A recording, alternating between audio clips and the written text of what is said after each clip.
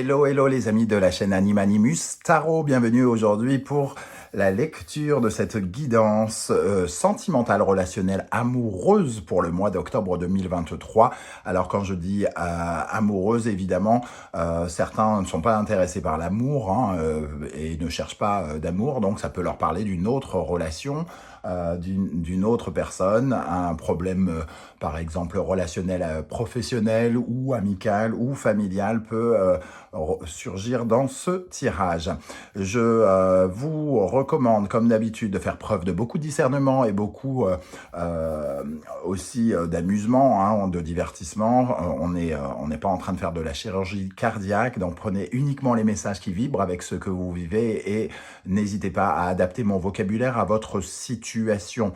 On parle du mois d'octobre, mais bien évidemment, ce sont des énergies qui peuvent parler à certains d'entre vous dès maintenant et parler à d'autres un peu plus tard, pendant le mois d'octobre, voire au début du mois de novembre.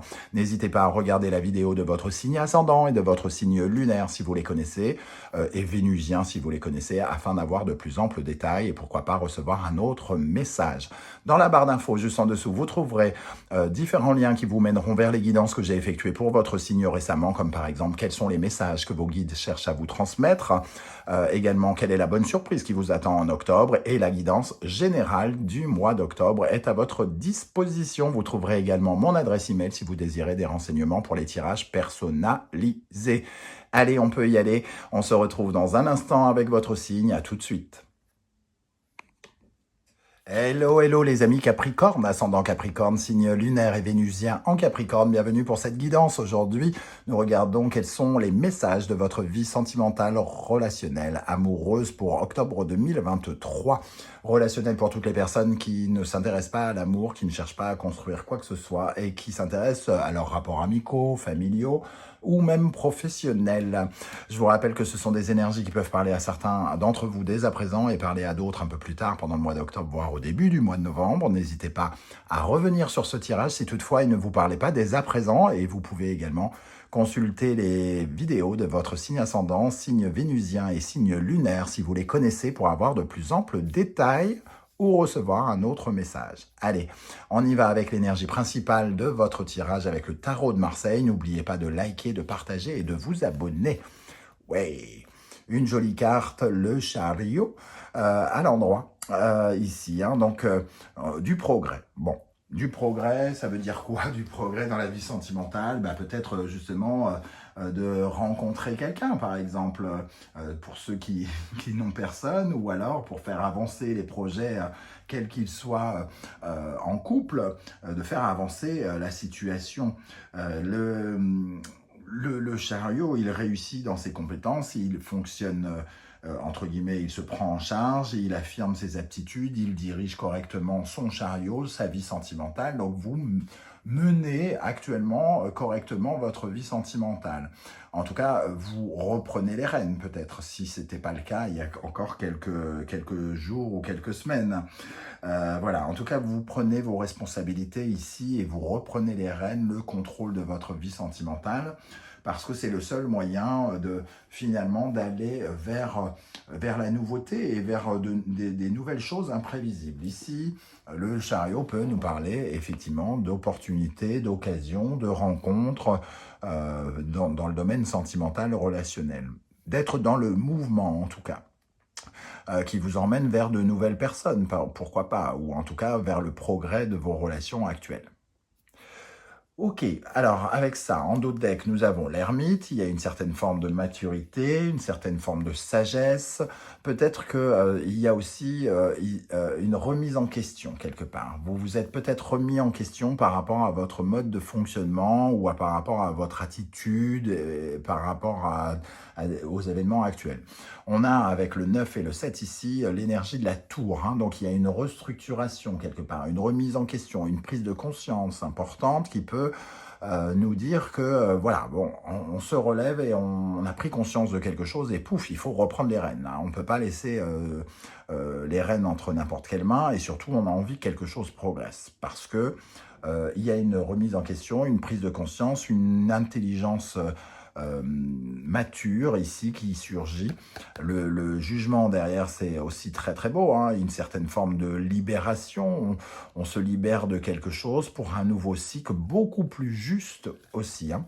Peut-être que certains sont passés par, avec la tour, peut-être qu'il y a eu la restructuration, peut-être que vous avez laissé des gens derrière vous, vous avez peut-être tiré un trait sur certaines personnes, ou fait du tri, ou quelque chose comme ça. L'ermite, il fait aussi le bilan, hein, donc peut-être a-t-il l'occasion de savoir qui lui est utile dans sa vie. Quand je dis utile, c'est plutôt essentiel dans sa vie, et qui ne l'est pas, par exemple. Ok, et donc, on décide de mettre fin à certaines choses pour aller vers des nouvelles opportunités, pour créer de la nouveauté. Alors, on va essayer d'en savoir un peu plus avec le tarot des passages. Nous avons ici le 9 de coupe.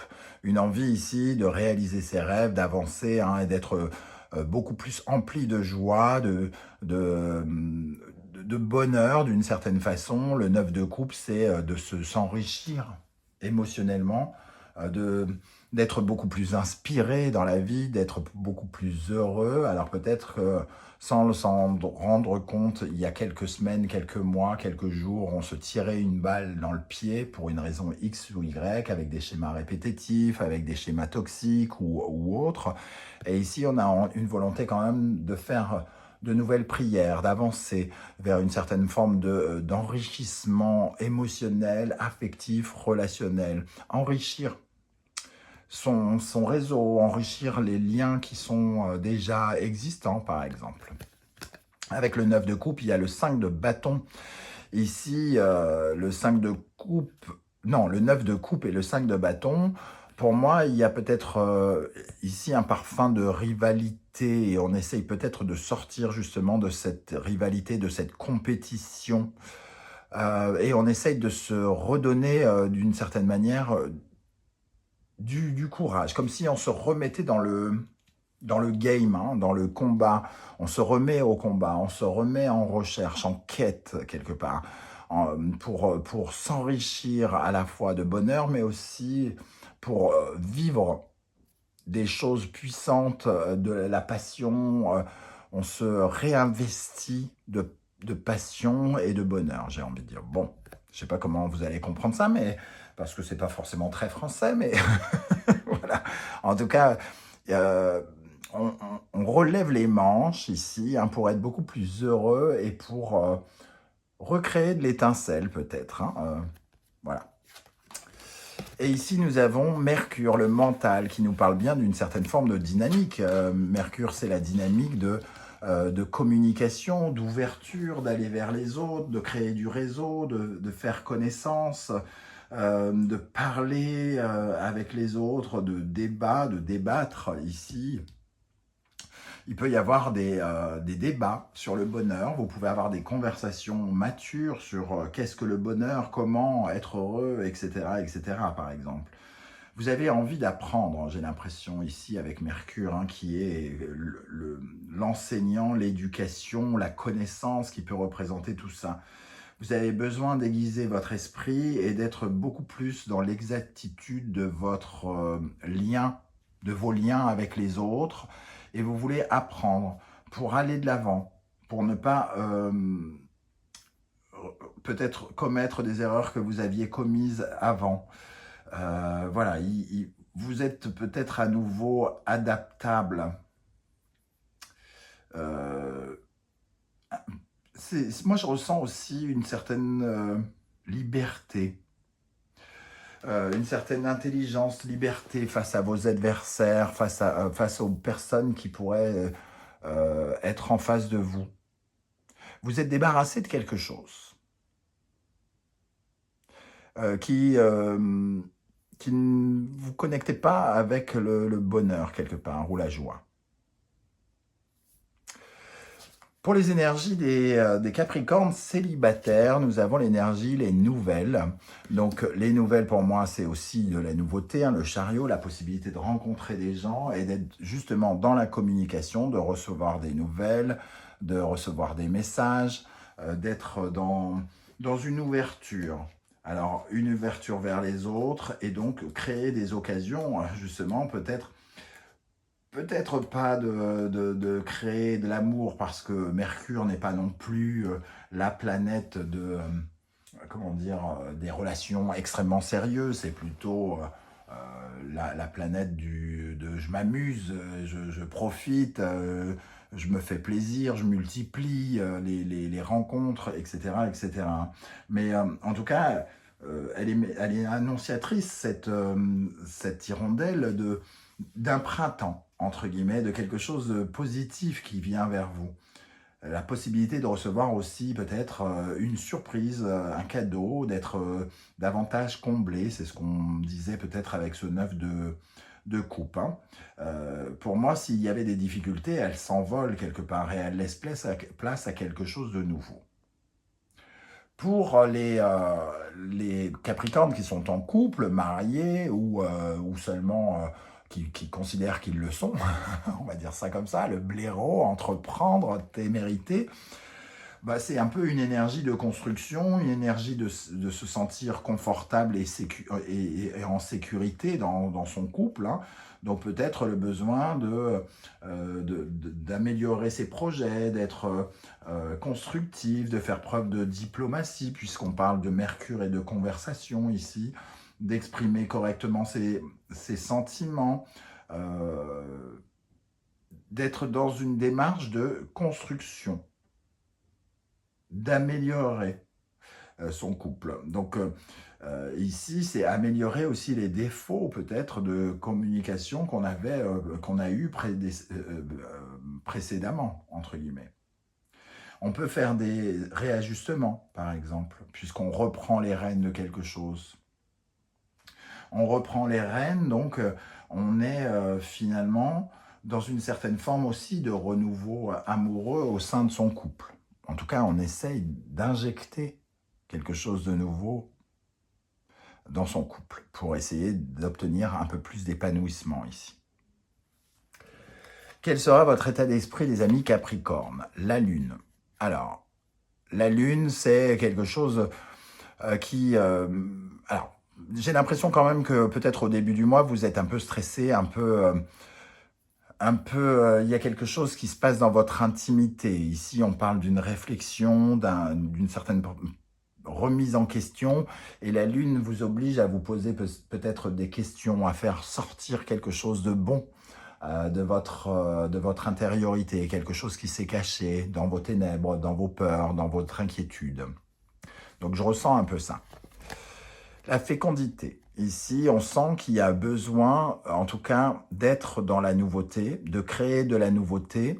La Lune offre une certaine forme d'imagination et de créativité, et la fécondité, elle, vous permet finalement de faire maturer quelque chose. On voit cette femme qui nourrit son bébé, entre guillemets, c'est nourrir vos projets aussi, quelque part. Hein. Donc, peut-être que vous êtes en train de rêver de ce que vous pourriez obtenir, des relations que vous pourriez créer si vous êtes célibataire, ou de ce que vous pourriez mettre en place en couple. Qu'est-ce qui est en face de vous qui peut représenter vos blocages ou au contraire vos aides? Le magicien. Donc on retrouve encore cette énergie de nouveauté, on a envie que quelque chose soit différent. C'est ce que j'ai envie de dire ici.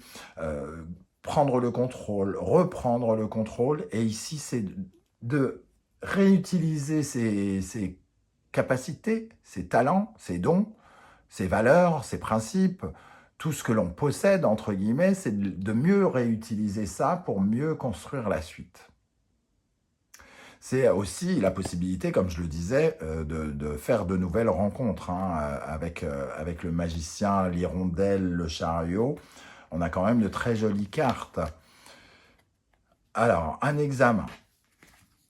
Ici, on parle de vos talents, capacités, et l'examen ici, je pense que quelque part, vous regardez vos capacités, vous-même, et vous jaugez, vous essayez de retrouver confiance en vous peut-être par rapport à ce que vous êtes capable de faire, à ce que vous êtes capable de créer, au rapport que vous êtes capable de créer avec les autres. L'examen ici, ça me fait vraiment penser à une sorte d'examen de conscience pour essayer de se valoriser à nouveau.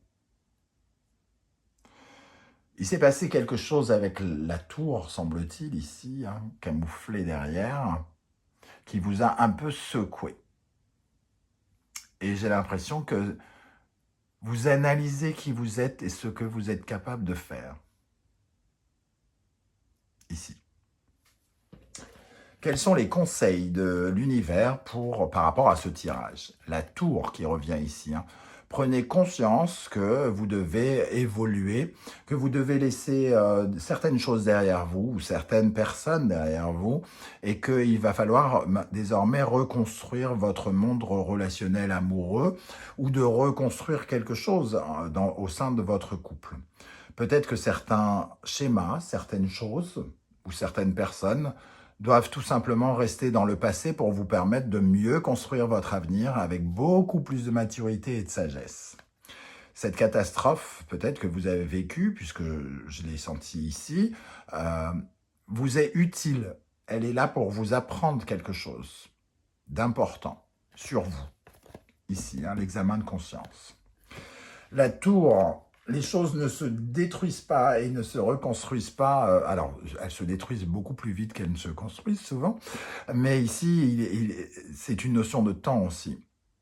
Vous allez vous reconstruire par rapport à ce que vous êtes en train de vivre. Vous allez vous reconstruire avec le temps. Ayez confiance en cette notion de temps qui est une notion de prudence, une notion aussi de maturité et de sagesse. Pardon. Comment les choses vont évoluer pendant le mois d'octobre? L'étoile, une certaine forme d'amélioration. Petit à petit, on va arroser son jardin, arroser son avenir, arroser ses espoirs ici. L'étoile, c'est une certaine forme de soutien. Ça peut être aussi un cadeau du ciel qui se prépare pour certains. Donc, il y a vraiment la possibilité pour certains, notamment certains célibataires, de faire des rencontres. Mais comme je l'ai dit ici, dans un premier temps, c'est pas la sincérité ou la construction qui est primordiale, j'ai l'impression. C'est d'abord de créer une certaine forme de légèreté et se reconnecter avec une certaine forme de douceur, d'amitié, de bienveillance. Et avec l'étoile, l'enfermement. Alors, il y a aussi cette notion de solitude qu'on peut avoir avec l'ermite, et ici, une amélioration de votre solitude. Vous vous sentez peut-être seul. Et certains d'entre vous reprennent le contrôle de cette solitude.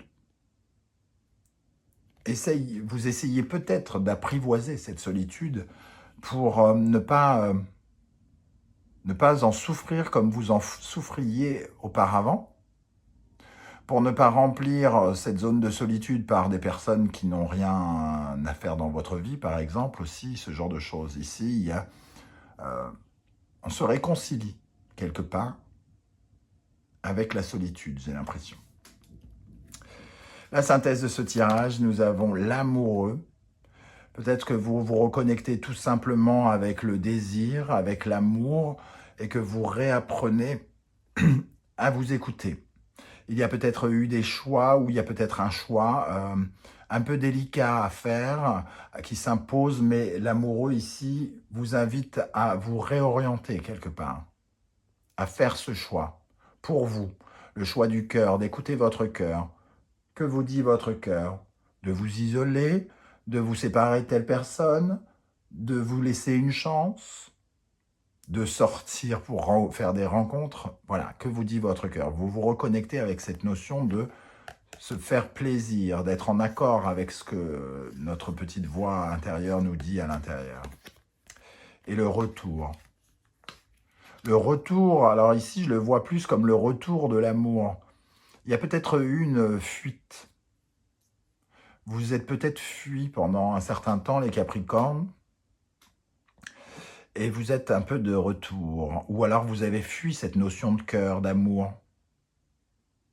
Vous avez peut-être perdu le contrôle de quelque chose.